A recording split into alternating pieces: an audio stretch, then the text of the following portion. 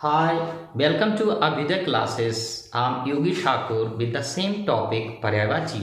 पर्यायवाची जो कि हमारा टॉपिक था, इससे पहले का टॉपिक था, उस पर मैं आपको क्या बता चुका था। पहले तो ये देख लीजिए, मैं बता चुका था आपको पृथ्वी के पर्याय। पृथ्वी के पर्याय के बाद मैंने जल के पर्याय बताए, और जल के पर्याय के बाद आज नंबर है वायु का। आज हम बात करेंगे वायु पर। आप लोग विचार कर रहे हैं कि वायु पर सर क्या बताने वाले। मुझे मालूम है पवन, पवन जानते हैं, समीर जानते हैं। आइए बात करते हैं। क्या आप ये जानते हैं कि जब वायु तेज होगी तब क्या सही होता है, जब वायु धीमी होती है यानी मंद पवन हो तब उसके लिए एक वर्ड क्या आता है। चलिए ज़्यादा बात को आगे ना खींचते हुए हम अपने मुख्य बिंदु पर आते हैं, स्टार्ट करते हैं आज का टॉपिक। आपके सामने एक वर्ड लिखा है वायु। ये वर्ड जो लिखा है, ये शब्द जो लिखा है वायु, इससे आप चिरपरिचित हैं, काफी लंबे समय से इसको जानते हैं। आज मैं जो बात करने वाला हूं वायु के अंदर, वो मैं बात करूंगा बात की। किसकी बात होने जा रही है? यहाँ बात होगी बात की, क्योंकि कल ही मैं बता चुका था कि हर बात में एक बात है, और आज जो बात है उसमें जो लिखा वो बात है।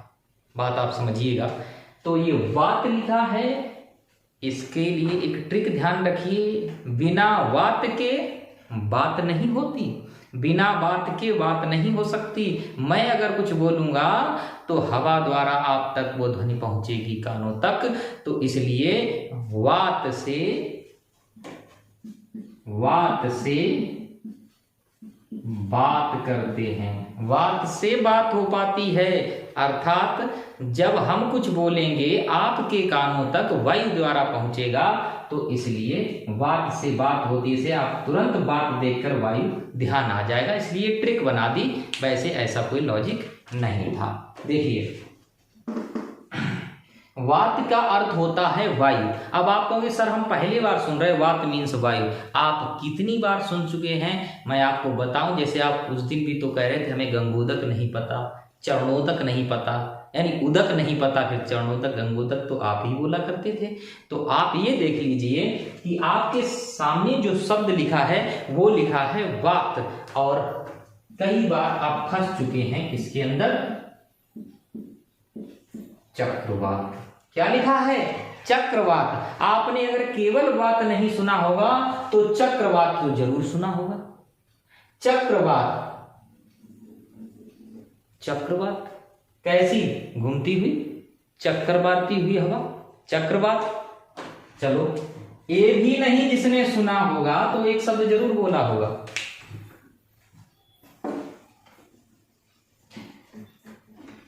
वात, चक्रवात, अब हो ही ना वात। जहां वायु हो ही ना उसे क्या कहते? निर्वात। उसे क्या बोलते हैं? निर्वात। निर्वात शब्द बना है निह प्लस वात से। धन कह सकते हो, प्लस कह सकते हो, जमा कह सकते हो। यहां विसर्ग संधि होगी। निह प्लस वात से बना निर्वात, और निर्वात का मतलब है जहां हवा ना हो। स्पेलिंग देख लीजिएगा वैकम की। कुछ लोग कमेंट्स करेंगे सर स्पेलिंग गलत लिखी है। आपको बता दें, इंग्लिश का जो वैकम शब्द होता है उसमें डबल यू आता है, डबल सी बिल्कुल नहीं आता है, चेक कर सकते हैं। तो वैकम निर्वात, आप समझिए। ये निर्वात के अंदर भी शब्द कौन सा छिपा? वात। तो वात शब्द को ध्यान दे रखिए। 3 रोग भी होते हैं, पित्त, कफ और वात। आप समझे बात? चलिए, अब भी नहीं जिनको समझ में आया है उनके लिए हम कहेंगे, एक आपने श्लोक तो पढ़ा ही होगा।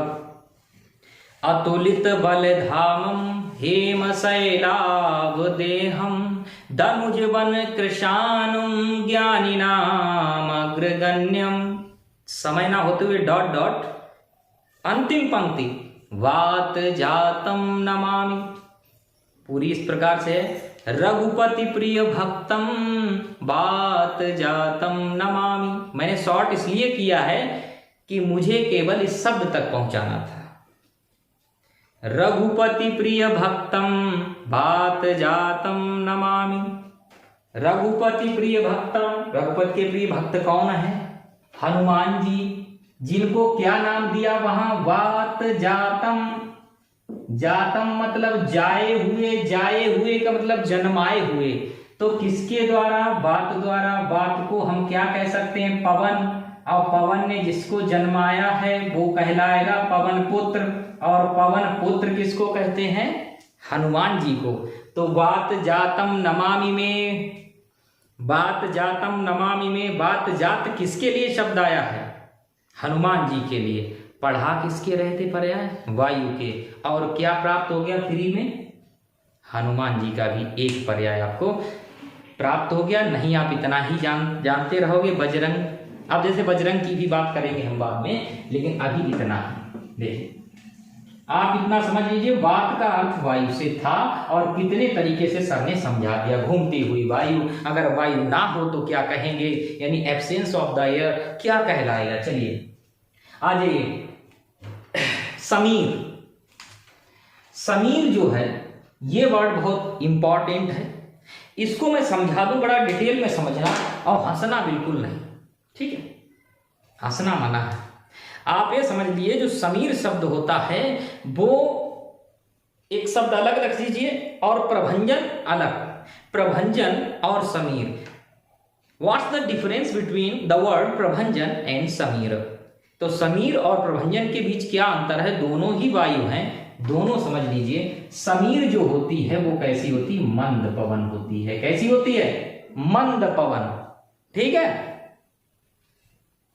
जो तेज होती है वो प्रभंजन है, जो तेज है वो प्रभंजन है, और जो मंद है वो समीर है। तो तेज पवन प्रभंजन, ठीक है, और जो समीर है वो बिल्कुल मंद। और आज पसीना पूरे डूबे हैं, आज तो बिल्कुल बंद ना प्रभंजन और ना समीर, कुछ है ही नहीं, ठीक है। देखो वात और बात तो समझिए, तो वात की तो बात छोड़ दो। मंद पवन कहते हैं, समीर मीन्स मंद पवन। ओके, इसका एक एग्जांपल दूंगा। गर्मियों के दिन चल ही रहे हैं, आपको उमस लगती है, आप घर से बाहर या तो जाते हो या छत पर निकलते हो। छत पर तुम गए और कहीं आपको नीम का पेड़ या कुछ भी कि आज तो पत्ते तक नहीं हिल रहे हैं। समीर का एक जीता जागता उदाहरण देना चाहा। आपने कहा आज तो पत्ते तक नहीं हिल रहे हैं, तभी एक लहर आती है धीरे से और आपके तन से टकराती है और आप ये बोलते हैं, ओह अब चूल्हा को चैन मिला। ये जब कहते हो तब वो तुमसे आंधी, तुमसे वो प्रभंजन, तुमसे वो बात नहीं, तुमसे वो समीर टकराती है, जिसका दूसरा नाम समीरण भी बोल सकते हो। समीरण, समीर और समीरण दोनों शब्द प्रचलित है। मंद पवन होती समीर। कोई सीबीएसई बोर्ड का बैठा होगा नहीं समझे तो उन्हें बता दें, इंग्लिश में जिसे ब्रीज कहते हैं, इंग्लिश में जिसे ब्रीज कहते हैं वो हिंदी में उसे समीर कहते हैं।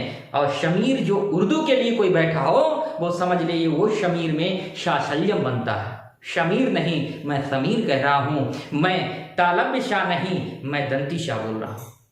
अगर कोई टिप्पणी भी वहां कर रहा हो तो वो ध्यान रखे इस बात का। शमीर और समीर, हमारा समीर शब्द है जो दंती शाह बोला जाता है, जिसे दंत बोला जाता है। तो यहाँ ब्रीज समझ लीजिए। इस नाम से एक साबुन भी आता है, ब्रीज नाम से एक साबुन आता है। अब आप कहोगे इस कंपनी से आप, मैं बिल्कुल नहीं हूं, लेकिन शब्द मैं समझा कर रहूंगा। ब्रीज कंपनी का जो साबुन होता है उसका नाम ब्रीज इसलिए पड़ा है, वो कंपनी वाले ये बताना दर्शाना चाहते हैं कि जब आप इससे नहाएंगे और तब आप जब नहाकर खड़े होंगे तो आपको तन पर जो ऐसा महसूस होगा, तन पर ऐसा महसूस होगा जैसे कोई समीर टकरा के निकल गई हो, तुमसे समीर आके लगी हो, ये समझ लीजिए ऐसा लगेगा। इसलिए उसका नाम ही है कि उसके बाद ऐसा फील करेंगे आप जैसे ब्रीज टकराई आपसे, समीर टकराई, मंद पवन टकराई और आपके तन को अच्छा लगा, तो ब्रीज साबुन। मैं प्रचार नहीं कर रहा हूं, लेकिन ब्रीज का नाम भी ब्रीज क्यों पड़ा था और आप समझ जाइए। ब्रीज का अगर अपोजिट पूछ दिया जाए अंग्रेजी पढ़ने वालों तो टेम्पेस्ट लगाना, टेम्पेस्ट, ओके, तूफान, क्योंकि ब्रीज कभी तेज नहीं चल सकता।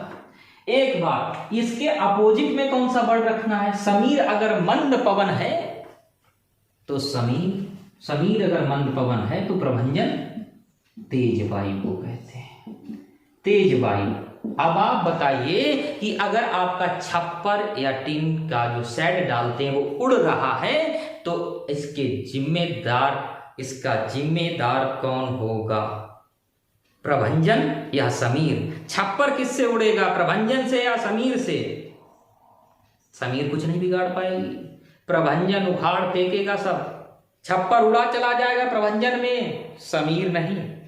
समीर तो मंद पवन है, तो प्रभंजन जाए भी हनुमान जी को कहा गया। प्रभंजन जाए, जब हनुमान जी के उग्र रूप का वर्णन होता है वहां प्रभंजन जाए शब्द यूज होता है उन्हीं हनुमान जी के लिए जिन्हें वात जातम नमामि करके उन्हें बोला था, वात जात बोला था, उन्हीं को प्रभंजन जाए बोला जाता है। जाए मतलब जन्माए, प्रभंजन के जन्माए, तो उग्र रूप बताया जाता है।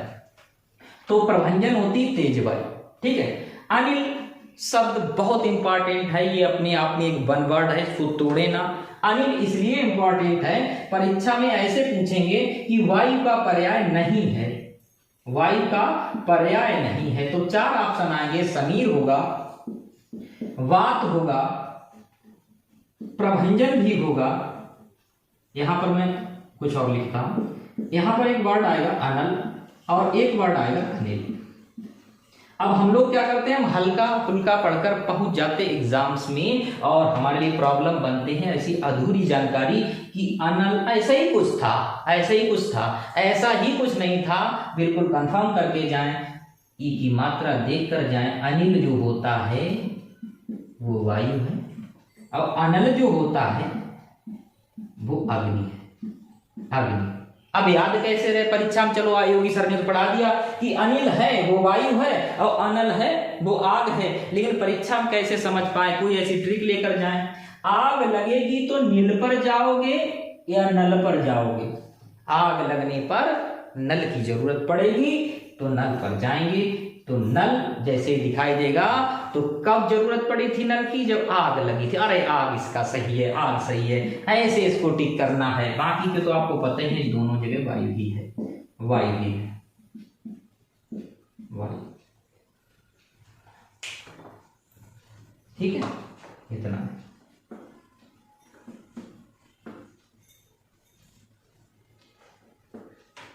ठीक।